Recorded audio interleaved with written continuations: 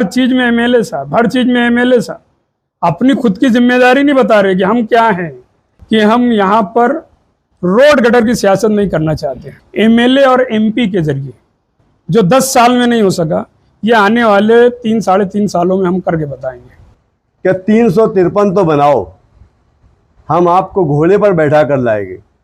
ऐसे हर उस नौजवान को मालेगांव एमएलए वर्किंग कमेटी घोड़े पर नहीं बल्कि हाथी पर बैठाकर शहर में इज्जत से नवाजेगी और उसकी हौसला अफजाई करेगी।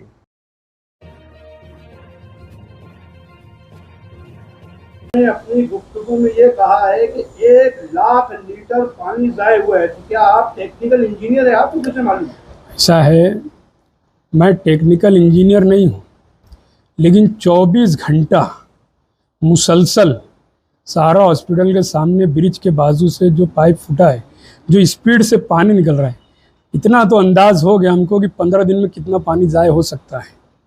उसका जो फोर्स था निकलने का, मैं समझता हूँ शायद 1 मिनट के अंदर एक आध कई लीटर निकलता होगा।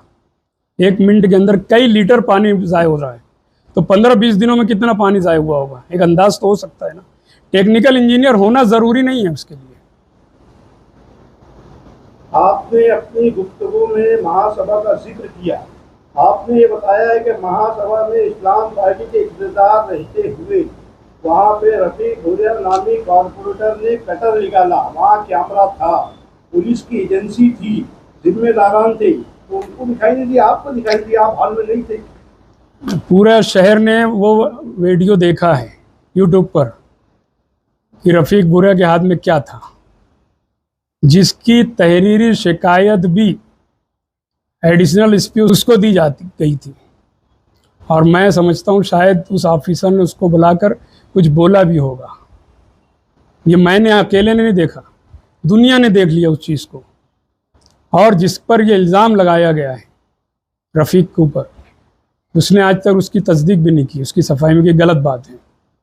आपने कुर्बानी के अय्याम को लेकर पूरा टीकरा कारपोरेशन पे छोड़ा है, बराबर है? बिल्कुल सही बात। यहाँ पर क्या शहर के एमएलए की कोई जिम्मेदारी नहीं है क्या? एक मिनट सवाल उसमें बढ़ाते हुए कहा जा रहा है कि जानवरों के जो हालात आए थे, पुलिस प्रशासन की तरफ से बोलो, गौ रक्षा प्रेमियों की तरफ से बोलो, ठीक है, प्रतिबंध जानवर के हाथ में नहीं है, लेकिन नुमाइंदगी कहीं दिखाई नहीं थी, इस पर क्या बात है? देखिए, मुफ्ती साहब के बारे में मैंने ये कहा एक बार कि वो एक आलिम दीन भी हैं, मुफ्ती भी हैं, और वो जो हज के लिए गए हैं, मुसलमानों का एक बड़ा फरीज़ा हज भी है। हज एक बार फ़र्ज़ है, ये बात सच है, लेकिन हज को कोई जाए उसको कोई मुसलमान रोक भी नहीं सकता। इस्लामी फरीज़ों में से एक फरीज़ा हज है, तो कोई अगर हज के लिए जा रहा है तो उसको रोका नहीं जा सकता। दूसरी बात, एक है, एक दफ़ा है ना, मानता हूँ ना, मैं तो बोल रहा हूँ, एक दफ़ा हज फ़र्ज़ है। हुकूकुल इबाद के लिए ऐसा है कि आज ये दौर जो है ना, ये इसका है, आदमी पूरी दुनिया में अपने हाथ में लिए हुए मोबाइल से राब्ता रख सकता है। मुफ्ती साहब को जो ज़रूरत महसूस हुई, ये हमारे सिकंदर भाई बैठे हैं, ये बराबर उनसे फ़ोन के ज़रिए राब्ते में, बहुत सारे मामलात में सिकंदर ने मुफ्ती साहब को फ़ोन करके बात बताई, और मुफ्ती साहब ने भी वहाँ से अपना जो तरीक़ाकार उनका रहा करता है, उस तरीक़ाकार के मुताबिक अब संबंधित अधिकारियों से, ऑफिसरों से बात की। दूसरा बात, एमएलए वर्किंग कमेटी जो है, ये मुफ्ती साहब के ही नुमाइंदे लोग हैं। हमने जानबूझकर एमएलए नाम रखा है कि एमएलए के ज़्यादातर काम एमएलए वर्किंग कमेटी करेगी। जहाँ पर बहुत ज़रूरत महसूस की जाएगी एमएलए साहब की, हम वहाँ मुफ्ती साहब को, एमएलए साहब को हाजिर करेंगे। हम सब मुफ्ती साहब को वोट देने वाला हर शख्स मुफ्ती साहब का नुमाइंदा है इस शहर में, और हम ये मानते हैं कि एमएलए साहब की कोई कमज़ोरी, कोई कमी हमने महसूस नहीं की। जहाँ ज़रूरत पड़ी हम वहाँ हाजिर रहे। और मैंने जो कहा ना कि सत्ता जिनके पास है कारपोरेशन की, उनकी यहाँ बड़ी जिम्मेदारी थी। एमएलए साहब जब असेंबली आएगा, इजलास जारी होगा, अपनी बात रखेंगे। ऐसे हालात में यहाँ पर जो डिपार्टमेंट की तरफ से, पुलिस की बोलो या कॉरपोरेशन की बोलो, जो तकालीफें आई हैं वो असेंबली में आवाज़ उठाएंगे, अपनी शिकायत वहाँ करेंगे। हम उनसे कहेंगे कि आप रखिए ये सब बातें। क्या एमएलए वर्किंग कमेटी में कुछ दरार हो गया है या पारा पारा हुआ है, क्योंकि यहाँ पे कुछ खास चेहरे दिखाई नहीं दे रहे? नाम बोलो आप। सदर, नौजवान सदर। नौजवान सदर लुकमान जो है ना, किसी मसरूफियात की बुनियाद पे यहाँ नहीं आया है।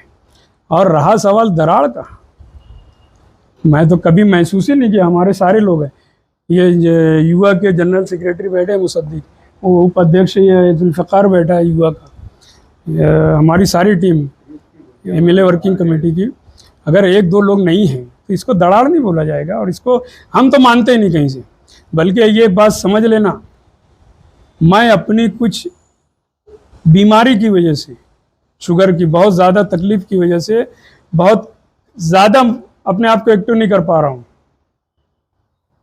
आपकी कमेटी का नाम एमएलए वर्किंग कमेटी है, लेकिन इसमें वर्किंग कामों और दूसरों के कामों पर, दूसरों की जो अमल है उस पर नुक्ताचीनी ज़्यादा दिखाई दे रही है। ऐसा है सियासत में ना, अपने कम पराये की बात ज़्यादा होती है। अगर यही बात उधर पलटा के की जाए तो वहाँ भी तो यही बात है।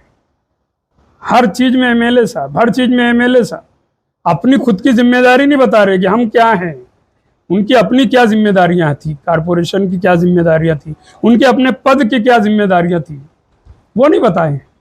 हर मामले में एमएलए साहब नहीं, एमएलए साहब नहीं, एमएलए साहब नहीं। एमएलए साहब के बाजू बैठे हैं सब। वर्किंग कमेटी के आगे के अज़ाइम क्या है?